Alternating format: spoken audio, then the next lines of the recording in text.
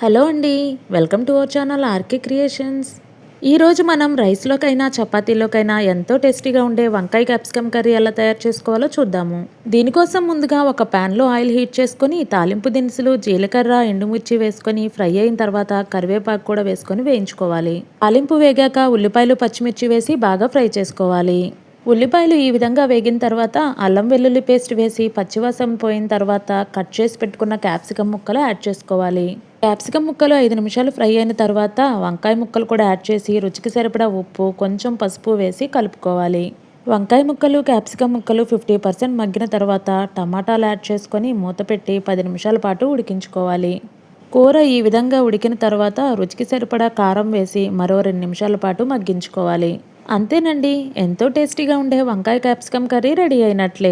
మీరు ట్రై చేసి టేస్ట్ని ఎంజాయ్ చేయండి. మరిన్ని వీడియోస్ కోసం మా ఛానల్ను సబ్స్క్రైబ్ చేసుకోండి.